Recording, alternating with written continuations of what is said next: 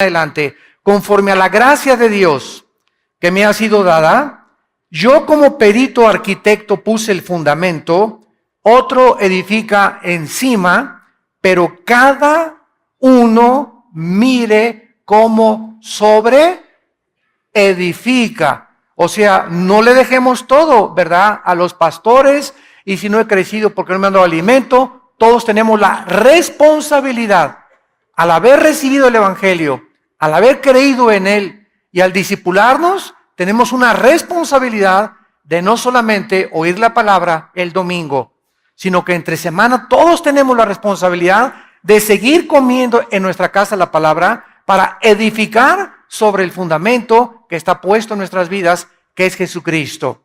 Muy bien, dice el versículo 11, porque nadie puede poner otro fundamento que el que está puesto, el cual es Jesucristo. Y vean ustedes el versículo 12 en adelante. Y si sobre este fundamento alguno edificare, oro, plata, piedras preciosas, madero, heno, hojarasca, la obra de cada uno se hará manifiesta, porque el día la declarará, pues por el fuego será revelada, y la obra de cada uno, otra vez se manifiesta, cada uno de nosotros. Estamos edificando nuestra vida cristiana sobre dos clases de materiales. Las piedras preciosas, el oro, ¿verdad?, son materiales que no son combustibles. Pero la madera, el heno y la hojarasca, tú les prendes fuego y si haces una casa con eso, se consume con el fuego y desaparece. Entonces, nuestras obras que son hechas en la carne son madera, heno y hojarasca. Todo lo que hayamos hecho por conveniencia, por manipulación, por necesidad o por, como dicen, voy a ayunar para que Dios me sane a mi hijo. Espérame tantito. Entonces, ¿qué Dios es un Dios falta de misericordia que está esperando para que y le digas, mira, Señor, tengo 3 días sin comer. ¿Ya te puedes compadecer de mí, Señor? ¿Ahora sí me puedes sanar a mi hijo? Dios no es ese Dios. No es el Dios que la Biblia anuncia. El ayuno no es para torcerle la mano a Dios o para forzar a Dios a que encuentre un trabajo, voy a ayunar. Para que mi esposa regrese, voy a ayunar. Ayunamos para poder tener un tiempo a solas con Dios y discernir su voluntad y su dirección. Voy a ayunar para que me dé sabiduría a Dios. ¿Cómo tratar con mi hijo? Así sí. Pero nunca ayunen, voy a ayunar para que México sea salvo. Voy a ayunar para que esto se arregle. Oye, Dios no quiere sacrificios. Discúlpame, Dios no quiere ya sacrificios, quiere obediencia. Y nuestra obediencia es la mejor manera en la que Dios contesta nuestras oraciones inmediatamente. Entonces, aquí se nos habla que estamos edificando con diferentes materiales nuestra vida. Versículo 14. Si permaneciere la obra de alguno que sobre edificó, recibirá recompensa. O sea, en el tribunal de Cristo, cada uno de nosotros vamos a estar delante de Él. Él va a estar en una tarima como esta. Vamos a ver que la palabra que se tradujo tribunal es la palabra griega bema, con B de burro. Bema, que significa el podium donde los jueces en las olimpiadas griegas les entregaban a los atletas las medallas de oro o las coronas de olivo. Entonces era como un podium donde se formaban todos los atletas que habían sido vencedores. Y ahí en ese podium les entregaban su corona de olivo. Este podium en la Biblia se llama el bema en el griego. Pues va a haber un podium igual, vamos a estar todos formados y cada uno de nosotros, cada uno vamos a ser juzgados individualmente. A cada uno de nosotros Dios va a manifestar lo que hicimos, lo que dejamos de hacer, nuestra fidelidad, nuestra hipocresía, lo que escondimos debajo del colchón, etcétera, etcétera. Ahí será manifestado públicamente en la luz. Y cada quien va a recibir lo que haya hecho o lo que haya guardado para Dios. Si la obra, versículo 15, de alguno se quemare, él sufrirá pérdida, si bien él mismo será salvo, aunque así como por fuego. ¿No sabéis que sois el templo de Dios y que el Espíritu mora en vosotros? Si alguno destruye el templo de Dios, Dios le destruirá a él, porque el templo de Dios, el cual sois vosotros, santo es. Vean ahora 2 de Corintios, capítulo 5. 2 de Corintios, capítulo 5, versículo 10. Vamos a tratar de leer algunos versículos para establecer nuestro fundamento teológico. 2 de Corintios 5:10. Porque es necesario que todos nosotros, cuando Pablo dice todos nosotros, ¿de qué está hablando? De los cristianos. Aquí no está incluyendo a los no cristianos. Lo vamos a ver más adelante. Es necesario que todos nosotros, está hablándole a la iglesia, comparezcamos, y ahí está el bema, que se tradujo el tribunal de Jesucristo, para que cada uno reciba según lo que haya hecho mientras estaba en el cuerpo, sea bueno o sea malo. En este tribunal, en este juicio de los cristianos, todos nosotros vamos a recibir lo que hayamos hecho mientras estábamos en esta corta vida, desde que te convertiste hasta tu muerte. Ya antes de nuestra conversión, ningún pecado, que abortaste 5 veces, que mataste a 30 personas, que te decían la leona de Santa Julia, que te decían, ¿verdad?, lo peor. Antes de nuestra conversión, todos nuestros pecados han sido eternamente borrados. De nuestra conversión a nuestra muerte, nuestras obras comienzan a ser tomadas en cuenta. No para nuestra salvación, insisto, como lo acabamos de leer, sino para la pérdida o la ganancia de las recompensas y las posiciones de autoridad que vamos a tener. En otras palabras, en la otra vida, después del tribunal de Cristo, muchos van a sentarse con Cristo cuando las naciones sean reestructuradas y desde Jerusalén Cristo comience a gobernar y otras galaxias sean pobladas también, y Dios nos mande a otra galaxia como gobernador de alguna, de Andrómeda o no sé de qué otra galaxia, otro nombre que le ponga a Dios, o presidente, el nuevo presidente de México, etcétera, etcétera, donde ya no va a haber PRD, ni PAN, ni PRI, ni partidos políticos. Los hombres y las mujeres que van a gobernar en la otra vida será de acuerdo a la fidelidad que tuvieron en esta vida. Por eso 1 Corintios 15:58 dice el apóstol Pablo: hermanos, no os canséis de hacer el bien, porque a vuestro tiempo segaréis. Continuar haciendo el bien, porque vale la pena seguir trabajando para Dios. Un vaso de agua que hayamos dado en el nombre de Jesús, a las personas que les hayamos hablado de Cristo, las cosas que hayamos hecho, el amor que le has tenido a tu esposa, a tu esposo, el tiempo que pasaste con tus hijos, la santidad que tú viviste, todo será puesto en una balanza. Por eso tenemos que vivir con temor de Dios, porque estamos de paso por esta vida. El otro día venía yo pensando y me decía a mí mismo, si al nacer pudiéramos tener el entendimiento que se nos dijera cada vez que nace: mira, Pancholín, tienes 50 años de vida. Vas de paso por esta tierra, no amontones riquezas, no vivas para este mundo, vas de paso. Carmelita, vas de paso. Si desde que nacemos tuviéramos la conciencia que vamos de paso, pues no haríamos, ¿verdad?, muchas veces lo que creemos que hacemos. Los jóvenes creen que la vida la tienen para ellos y que pueden tomar drogas y emborracharse y embarazar a la novia, y la novia se deja embarazar y se deja manosear por el novio y se divorcia uno y se va con otra buscando aquí el agua feliz, la otra también se divorcia uno buscando que haga feliz, y todos los seres humanos viven como animales sin saber que está establecido un juicio y que desde el momento que Dios levantó a Cristo entre los muertos, nos garantiza que nosotros vamos a volver a vivir y vamos a ser juzgados en un día que se llama el día de Cristo o el tribunal de Cristo. A pesar de todo esto, existe mucha confusión acerca de quiénes serán los participantes de este juicio. ¿Cuándo se va a llevar el juicio o el tribunal? El propósito y las consecuencias. ¿Qué pasará con esos cristianos que murieron en pecado, por ejemplo? ¿Qué pasará con aquellos que dicen en la primera carta de Juan que cuando vengan a Cristo se van a alejar de Cristo avergonzados. ¿Qué acaso estas personas van a perder su salvación? ¿Qué significa perder recompensas? ¿Qué recompensas vamos a recibir y qué es lo que vamos a perder? Todo esto lo vamos a cubrir en esta serie preciosa.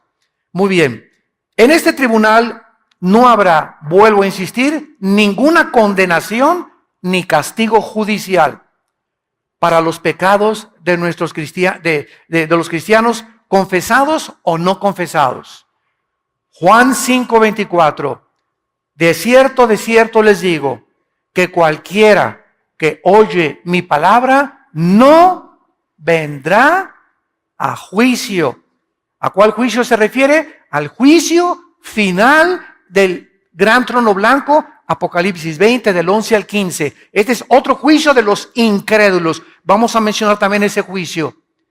Cualquiera que oye mi palabra y crea al que me envió, no vendrá a condenación. Esa palabra condenación, crino, con K, en el griego significa juicio judicial, condenatorio o sentencia. Cualquiera que crea en mí y me acepte como su Salvador, jamás podrá ser condenado 2 veces. ¿Por qué? Porque yo ya pagué por todos tus pecados en la cruz del Calvario. Y si hubiera algún pecado en tu vida por el cual se tiene que pagar, Cristo tendría que volver a morir 2 veces. Esta es la razón por la cual la salvación no es por las obras. El otro día me dijo un hermano, oye, pero yo todavía no sé si se pierde la salvación o no se pierde la salvación. Le dije, cuando Cristo murió, ¿por cuántos pecados murió en la cruz? ¿Por tus pecados pasados, presentes o futuros? Él mismo me lo contestó. Murió por mis pecados pasados, presentes y futuros, porque él dijo, concluido está, terminado está, se acabó, no hay nada más que agregarle a su muerte en la cruz. Entonces, si muero en pecado, me dijo él, me voy al cielo. Le dije, sí, te vas al cielo, claro que te vas al cielo. Pero, ¿sabes una cosa? Después vas a ser en el tribunal de Cristo, vas a enfrentar esos pecados. Y vamos a ver en esta serie cuáles son las consecuencias de cristianos que creen que como no se pierde la salvación, pueden vivir con libertad o con libertinaje. Dice Gálatas 5:10, a libertad fuimos llamados, solamente que no usemos como ocasión de pecar la libertad que Dios nos ha dado. Romanos 6, ¿qué pues? ¿Pecaremos para que la gracia de Dios abunde? De ninguna manera, dice el apóstol Pablo. Porque los que hemos sido bautizados en Cristo, hemos sido bautizados en su muerte, en su sepultura y en su resurrección. Cualquier persona que diga, como no se pierde la salvación, voy a pecar, esa persona no es salva. Porque cuando eres salvo, esa gracia de Dios que nos es impartida por el Espíritu Santo, nos mueve a no querer pecar. Pecamos porque estamos en un cuerpo imperfecto. Y no hay nadie que no haya pecado más que Cristo. Pero cuando la gracia de Dios está en tu vida, ya no quieres pecar. Y cuando pecas, lloras y te frustras y te amargas y te sientes mal. ¿Qué hice, Dios mío? Antes de que tuviéramos a Cristo, pecabas como si comieras una concha, te la metes a la boca, te limpias la boca y dices, no he hecho nada. Dormías, ¿verdad? Como si nada. Y seguías pecando y pecando y pecando y matabas y fornicabas y pornografía y no tenías ningún sentimiento de culpa en tu corazón. ¿Por qué? Porque no tenías al Espíritu Santo. Pero cuando recibimos a Cristo, el Espíritu Santo entra a nuestra vida para convencernos, para no dejarnos ya tranquilos. Dice en Efesios, no apaguéis la obra del Espíritu Santo. Porque hay cristianos que si siguen pecando y siguen pecando y siguen pecando, llega un momento en que el Espíritu Santo, dice desde Génesis 6, mi espíritu no contenderá contra el hombre. El Espíritu Santo te deja, lo apagas dentro de ti. O sea, ¿qué significa que se apaga el Espíritu Santo? No significa que perdemos la salvación, significa que le quitamos el poder que Él nos quería dar para vivir para Dios. Las fuerzas que Él nos quería dar, las perdemos. El valor que Él nos quería dar para testificar, lo perdemos. Y como somos cristianos y vivimos en pecado, comenzamos a vivir tristes, frustrados, amargados, porque la persona más miserable de este mundo no son los no pecadores, sino los cristianos que viven en pecado. porque viven con un pie en el mundo y con un pie con Cristo. Y como el Espíritu Santo no los deja y su conciencia los atormenta, viven miserables, porque saben que lo que están haciendo es malo, pero no quieren dejar el pecado y no creen que el poder de Dios es más grande para ayudarnos a salir del hoyo en que muchas veces podemos caer. Veamos ahora en Hebreos capítulo 10 estas verdades que acabamos de enunciar en este momento para ir con la Biblia paso por paso en esta preciosa serie, El Tribunal de Jesucristo. Me encanta esta serie porque es una doctrina que une a la eclesiología con la escatología. La doctrina del Tribunal de Cristo, ahorita me explico, une la eclesiología, que es el estudio de la iglesia, con el estudio de las profecías. Porque la eclesiología nos motiva a vivir una vida santa. Cuando conoces qué es la iglesia y que somos partícipes del Espíritu Santo, nos motiva. Y la escatología, porque cuando sabemos que lo que hacemos va a tener consecuencias eternas, pensaríamos dos veces antes de hacer lo que muchos de ustedes están haciendo.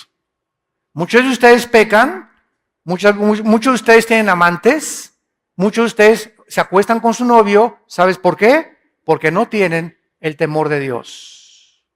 Si tú tuvieras el temor de Dios en tu corazón, no harías lo que haces a escondidas. Si tuvieras el temor de Dios, no harías lo que haces cuando nadie te ve. Pero como no hay un temor de Dios en tu vida, haces creyendo que te vas a salir con la tuya. Este fue el pecado de los líderes en el Antiguo Testamento. Dios no nos ve.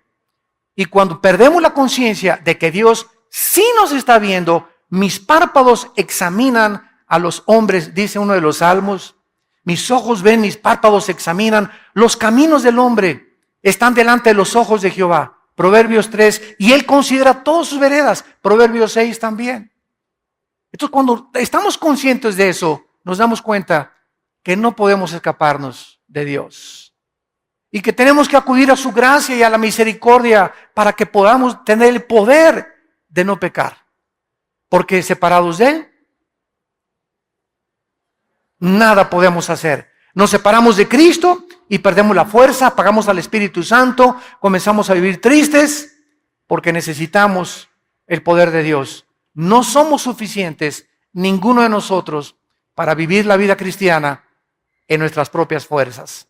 Dice en Hebreos 10, versículo 10, en esta voluntad somos santificados. O sea, la palabra santificado significa puestos aparte, separados del mundo.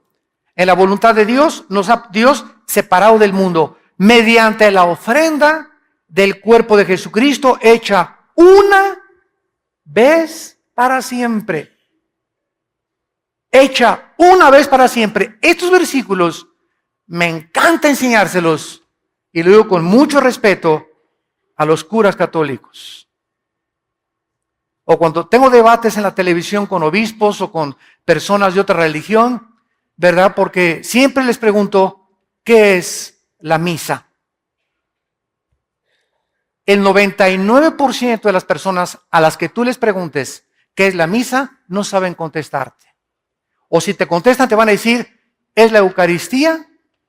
¿O es ir allá y persinarse? Pero no saben que la misa, de acuerdo al Concilio de Trento, apúntalo, el Concilio de Trento es el sacrificio de Jesucristo por los vivos y por los muertos. ¿Qué es la misa? Es un sacrificio. Cuando el cura entra al altar, dice, introibo al altare Dei, en latín. Me introduzco al altar de Dios. Introibo al altare Dei, letiu quetificatet juventutes meam, dice en latín. Me introduzco al altar de Dios a ofrecer sacrificio por los vivos y los muertos. De ahí las misas, las has oído, gregorianas. ¿Han oído ustedes de las misas gregorianas? ¿Qué son las misas gregorianas? Se murió don Pancho. ya que se muere, vamos a pagar a la iglesia para que le den una misa gregoriana, o sea, para que lo ayude a salir del purgatorio. Otra vez, vuelven a sacrificar a Cristo y con ese sacrificio, don Pancho ni nos oye. Pero estamos haciendo otro sacrificio, Dios, para que tengas misericordia. Y don Pancho, si tenía 15,000 años en el purgatorio, que sean 10,000. Y si tienes dinero, le das 10 misas gregorianas y lo sacas en un mes a tu pariente.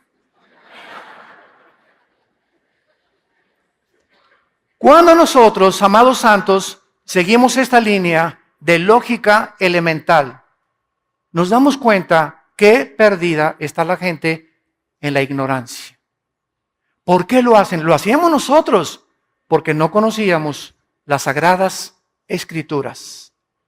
En el Antiguo Testamento, los sacerdotes levíticos tenían la consigna, ellos sí, de ofrecer los sacrificios por el pueblo. Viene Cristo y se acaba el sacerdocio levítico. Y la iglesia romana se brincó la cruz y continuaron y han perpetuado el sacerdocio levítico, que ya no existe. Han hecho a un lado la cruz de Cristo y siguen ellos tratando de ser intercesores por nosotros. Y ya no hay, y dice en la Biblia católica y en cualquier Biblia, 1 Timoteo capítulo 2, no hay más que un intercesor entre Dios y los hombres, un mediador, Jesucristo hombre. Y lo dice Hebreos, el sacrificio de Cristo fue hecho una vez. Ellos, en cada realización de la misa, siguen matando a Cristo. Lo siguen ofreciendo. Esto es cuando levantan la Eucaristía y comienzan a hacer todo. Entonces se acerca la gente y les dan la hostia, que se llama la doctrina de la transubstanciación, donde bajo la bendición del sacerdote católico convierte eso en la sangre y en el cuerpo de Jesucristo. Y cuando la persona la toma, está recibiendo a Cristo. De lunes a viernes se le sale y lo vuelve a tomar el domingo. ¿Y qué dice la Biblia, verdad? Juan 1:12, a los que le recibieron, nos dio la potestad de ser hechos hijos de Dios. Lo recibimos una sola vez.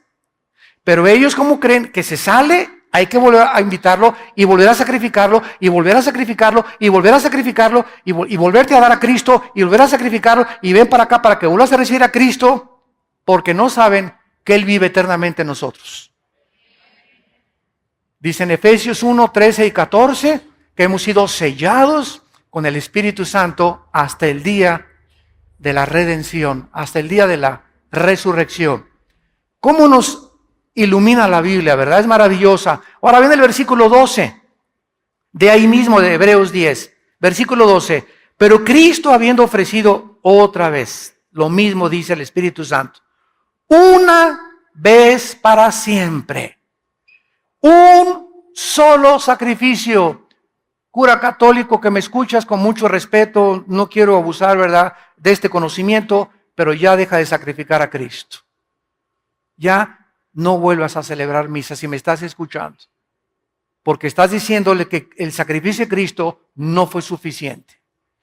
Hecho una vez para siempre, un solo sacrificio por los pecados, se ha sentado a la diestra de Dios. Versículo 13, de ahí en adelante, esperando hasta que sus enemigos sean puestos por estrado de sus pies, porque con una sola ofrenda, otra vez, una vez para siempre, una vez para siempre, una sola ofrenda, con una sola ofrenda, con el sacrificio de Cristo, bastó para hacernos.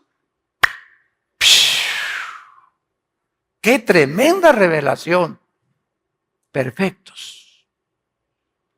La muerte de Cristo nos ha hecho perfectos para mientras estamos aquí en la vida. ¿Dice eso? Temporalmente. ¿Dice eso? A lo mejor tú traes la Biblia del Mormón. Nos hizo perfectos para siempre.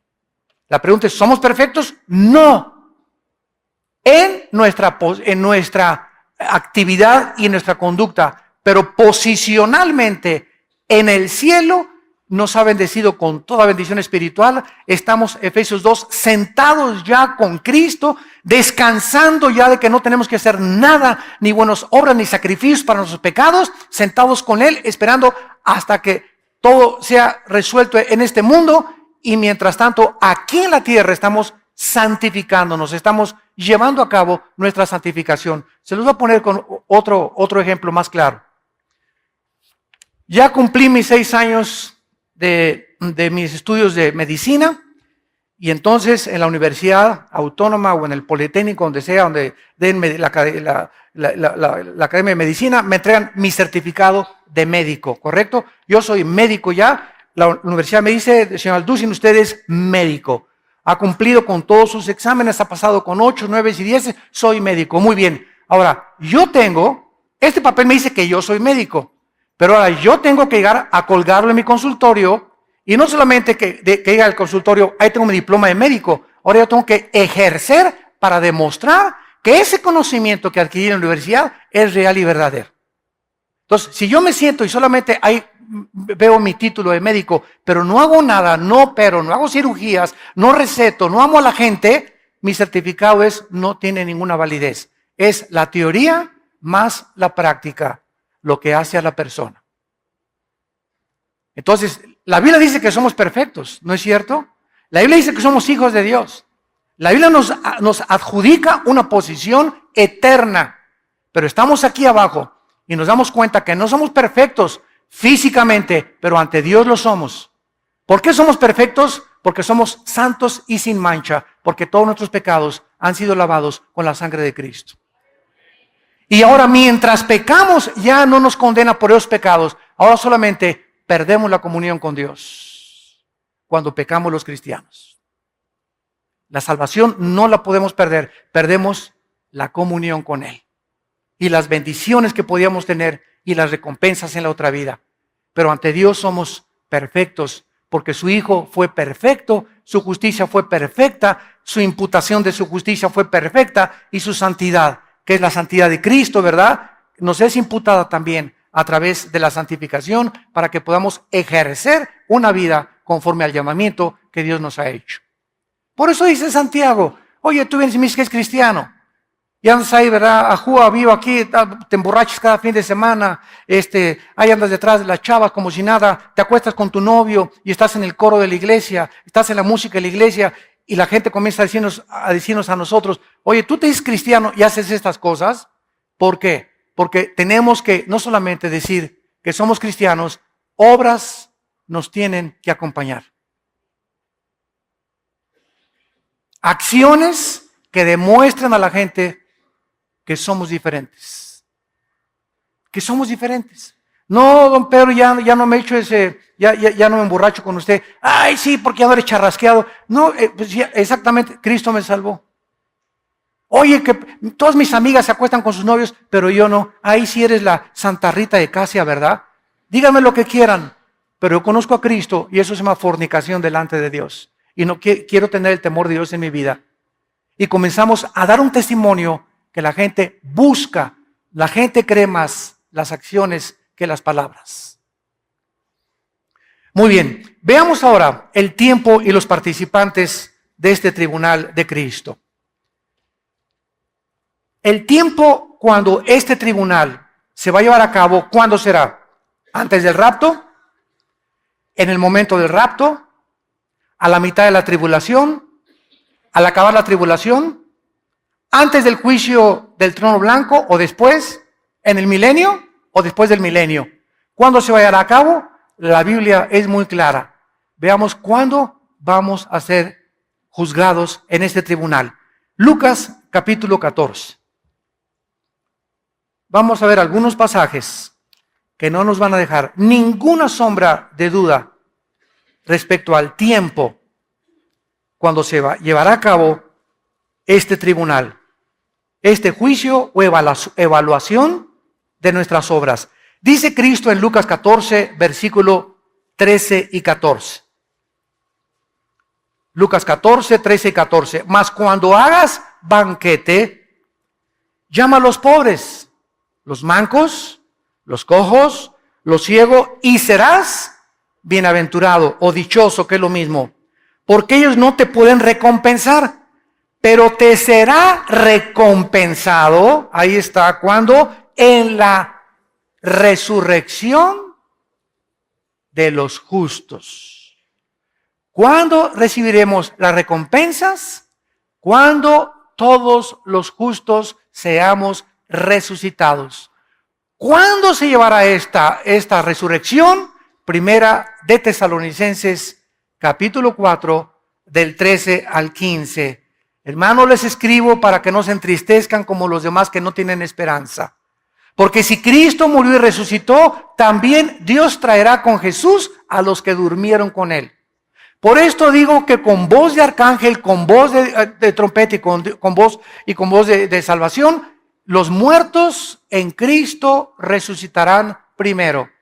Luego nosotros, los que quedamos, seremos arrebatados juntamente con ellos y así estaremos para siempre con el Señor. Por lo tanto, aliéntense con estas palabras.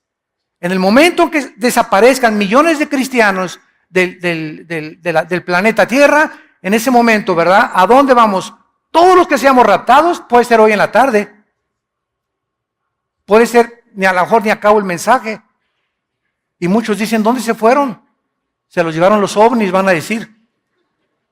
Puede ser hoy en la noche, el arrebatamiento, porque no hay señales para el arrebatamiento. Para la segunda venida hay señales, y verán la señal del Hijo del Hombre. Pero para el arrebatamiento no hay señales. Es inminente, en cualquier momento, el día y la hora, nadie la sabe. La segunda venida de Cristo sí es anunciada con muchas profecías y con muchas señales. Cuando dice vendré como ladrón en la noche, no se refiere a la segunda venida, se refiere al arrebatamiento. Porque si se refiriera a la segunda venida, pues entonces cuando el anticristo entre al templo y haga el sacrificio, Mateo 24, y ahí comienza la gran tribulación, lo único que tendríamos que hacer es comenzar a contar 3 años y medio. Y a los 3 años y medio sabríamos que venía Jesucristo y terminaría el Armagedón. Pero el día y la hora, nadie lo sabe, se refiere al rapto, al arrebatamiento de la iglesia. Por eso una cosa es el arrebatamiento, otra cosa es la segunda venida de Cristo. No es la misma cosa, el arrebatamiento de la segunda venida de Cristo no es lo mismo, porque el rapto viene sin anuncio, sin señales, sin ninguna prueba. Puede ser en cualquier momento. Veamos otro pasaje, 1 Corintios capítulo 3, versículo 13. Voy a leer rápido, la obra de cada uno se hará manifiesta, porque el día, ese día, ya sabes que es el día, ¿qué día? Siempre que en el Nuevo Testamento, escúchenme estudiantes de la Biblia, vean el día de Cristo, ese día se refiere al tribunal, al día en que vamos a ser juzgados. El día es el sujeto de la revelación y será un día revelado con el fuego. Ahora, el contexto que sigue a continuación se sigue desarrollando por los demás apóstoles. Por ejemplo, en 1 de Pedro 5, versículo 4. Y cuando aparezca el príncipe de los pastores, vosotros recibiréis la corona incorruptible de gloria. Filipenses capítulo 2, versículo 16. Asidos de la palabra de vida, para que en el día de Cristo, subrayen siempre que vean el día de Cristo en su Biblia, para que en el día de Cristo yo pueda gloriarme, dice Pablo, de que no he corrido en vano, ni en vano he trabajado.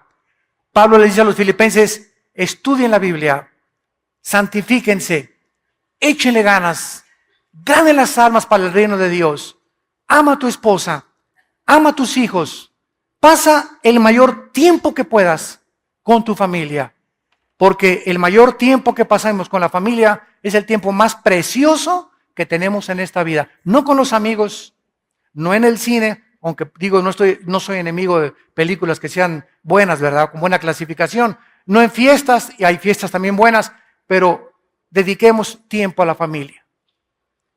Yo ahora mis viajes a Colombia, Honduras, Estados Unidos, etcétera, etcétera, me encuentro con que muchos pastores llegan sus esposas, hermano, Alducin, dígale a mi esposo que me saque por lo menos una vez al año de vacaciones. ¿Cómo, hermana? ¿Que ustedes no tienen vacaciones? Pues es que mi esposo dice que tiene que ganar muchas almas para Cristo. Y está muy ocupado en la obra de Dios. Y le dije, ¿sabe una cosa? Su esposo ya se fue al extremo. Porque usted es la principal obra de Dios en su esposo. Porque nuestra esposa es nuestra principal oveja. Entonces podemos ganar el mundo y ser obscuridad de nuestra casa. Candil de la calle, oscuridad de la casa. Y así hay muchos muchachos también. Por acá y por allá, iban a los campamentos y todo, y llegan a su casa, no se obedecen a sus papás, no se someten a los papás, no les dan buen testimonio, tienen mal testimonio en la escuela, pero eso sí, aleluya, gloria a Dios en los campamentos, y gracias a Dios que van a los campamentos, pero quiero que entiendas que lo que Dios aprecia es la vida en la familia. El matrimonio es el gimnasio del hogar. Hermanos, que usted no sabe la cara de dinosaurio de mi esposo. Vete acostumbrando porque el diablo la tiene peor, le digo. Es que usted no sabe que mi esposa, esto y el otro, es que precisamente el estar aguantando eso de tu esposa te está fortaleciendo. El estar aguantando eso de tu esposo te está fortaleciendo, te está blindando, te está dando carácter, te está dando paciencia, te está dando visión, te está acercando más a Dios. Estás tratando de ya llorar por Dios, Padre Santo, te pido, te ruego. Todas esas cosas, esas presiones que tenemos, esos sufrimientos en el matrimonio, con los hijos, en la familia, sirven para formar nuestro carácter. Santiago 1, del 2 al 4. Tengan por sumo gozo cuando el dinosaurio te ladre. En el lenguaje de zapoteco. Tengan por sumo gozo cuando se hallen en diversas pruebas. Ay, hermano, no saben qué prueba me encuentro. Esas pruebas son una bendición. Me corrieron de mi trabajo, es una bendición porque mientras no ha sido por robo ni por fraude, Dios tiene lo mejor para ti. Dios está probando tu confianza en Él. Tengan por sumo gozo cuando se hallen en diversas pruebas, sabiendo que la prueba de vuestra fe produce paciencia. ¿Y para qué quiero paciencia, Señor? Porque si no tienes paciencia, Hebreos 6 y Hebreos 10, nunca recibirás nada de Dios. Sin paciencia te vas a casar antes de tiempo. Sin paciencia vas a comprar un coche cuando no era el tiempo de Dios. Sin paciencia vas a inscribirte a una escuela que no debiste haberte inscrito y después de 2 años perdiste 2 años y vas a tener que regresar a otra materia o otra carrera que realmente Dios quería para ti. ¿Por qué? Porque no tuviste nunca la paciencia para aguantar y esperar el tiempo de Dios. Y la paciencia nos las dan las pruebas y los sufrimientos. Para que comiences a conocer los caminos del Altísimo Gobernante del universo. Dice en 2 de Timoteo 4:8 el apóstol Pablo, ya para ser sacrificado o martirizado, 2 de Timoteo 4:8, por lo demás, es las últimas palabras de Pablo, me está guardada la corona de justicia, las coronas las vamos a estudiar mucho después, la cual me dará el Señor juez justo, otra vez se repite, en aquel día. Pablo estaba seguro que al morir él no iba a ser recompensado. Ahorita hay miles de cristianos en el cielo, desde Pentecostés hasta nuestros días. Y ninguno de los cristianos que están en el cielo, Apocalipsis 6, del 12 al 14, ninguno ha sido recompensado. Están esperando, se les han dado vestiduras blancas, están esperando el día de nuestra resurrección. Ellos ya están en el cielo, pero nadie ahorita ha sido recompensado. Tenemos que estar todos los cristianos ya en el cielo para ser recompensados. Y en ese momento es cuando recibiremos los premios de Dios. Así pues, las recompensas de los santos, para dejarlo claramente establecido, van a ser entre el arrebatamiento de la iglesia y la segunda venida de Cristo a la tierra.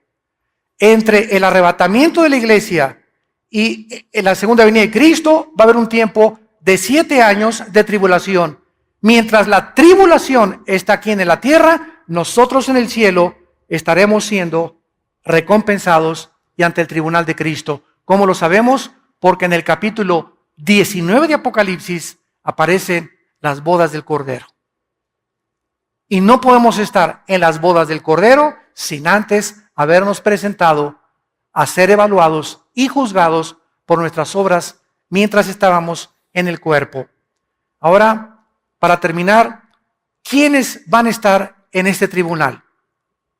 El hecho de que antes de la resurrección de los impíos no se va a llevar a cabo, nos revela que este juicio del tribunal de Cristo no incluye a los no creyentes.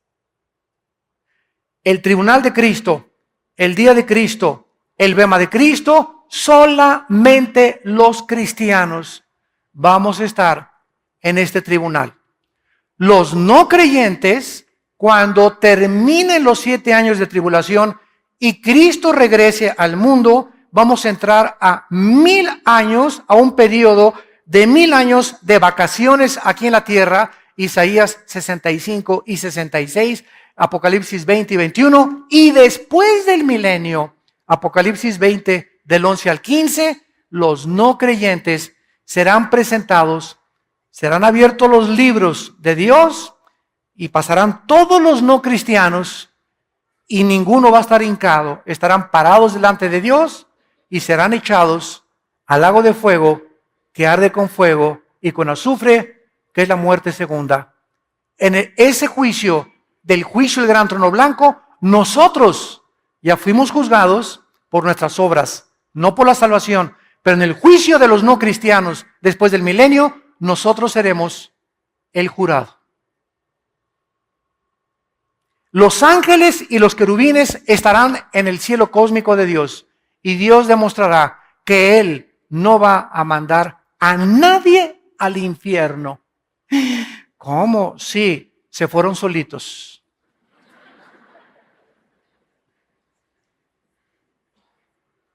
Una señora me dijo hace mucho tiempo, es que, oiga hermano, yo estoy seguro, Dios es bueno, Él no puede mandar, Él es amor, Él no manda a nadie al infierno. Le dije, amén, amén, amén, yo estoy de acuerdo con usted, hermana. Entonces el infierno no existe. Le dije, claro que sí existe. Dios no va a mandar a nadie y por eso mandó a su Hijo a morir en una cruz. Por eso nos dejó la Biblia, por eso nos mandó al Espíritu Santo, por eso se sigue predicando el Evangelio a todo el mundo.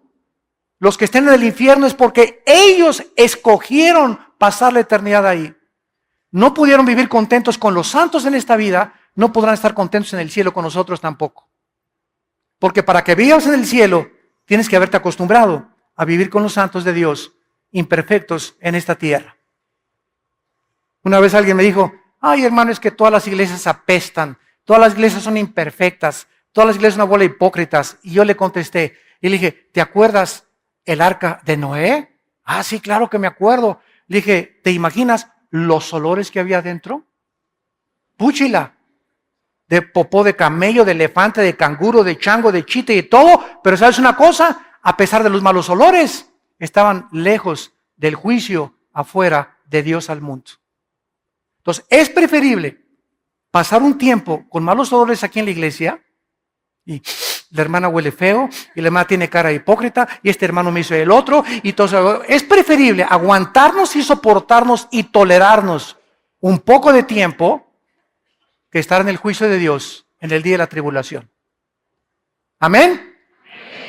Así es. Muy bien. En segundo lugar, este juicio no va a incluir, claro, a los no cristianos. En segundo lugar, los cristianos que se conviertan en la tribulación. Porque cuando el anticristo mande matar, ¿a quién va a matar? ¿A los ateos? No, ¿verdad? El anticristo va a mandar matar a judíos, mesiánicos, creyentes en Yeshua, en Jesús, y a cristianos como nosotros. Entonces, esos cristianos, Apocalipsis capítulo 7, están en el cielo, van a resucitar, están en el cielo, ellos no van a ser juzgados en este tribunal. Y durante el milenio no pueden estar incluidos tampoco en este evento.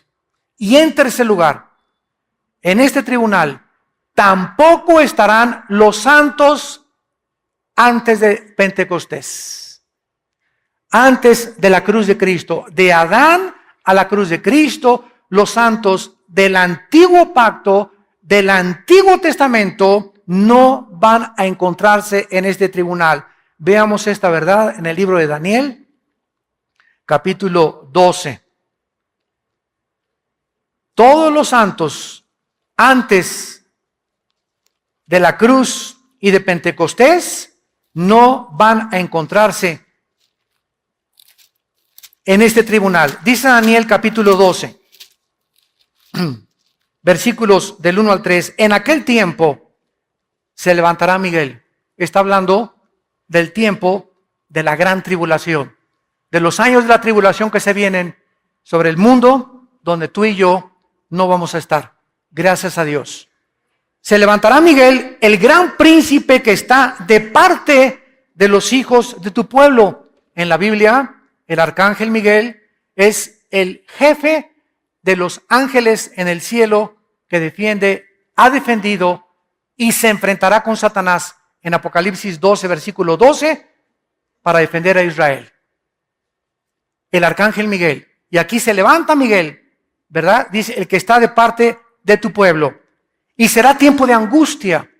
Aquí está profetizándose el tiempo de la gran tribulación, cual nunca fue desde que hubo gente hasta entonces. Por esto sabemos que no está hablando de una tribulación o un sufrimiento 70 años después de Cristo, cuando llegaron los romanos y no dejaron piedra sobre piedra. Aquí está hablando de una angustia que Cristo en Mateo 24 repitió, cual nunca la ha habido en la historia de la humanidad, que es la gran tribulación.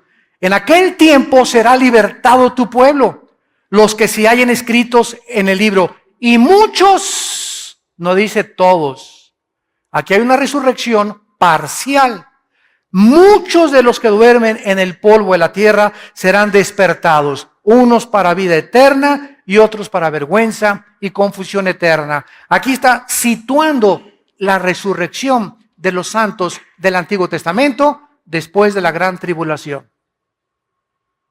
Después de la gran tribulación. Entonces, todos estos santos antes del Antiguo Testamento no vivieron bajo el pacto de sangre que tú y yo hemos vivido. Los santos en el Antiguo Testamento no pueden ser recompensados iguales a nosotros. Nosotros hemos recibido mucho más que ellos.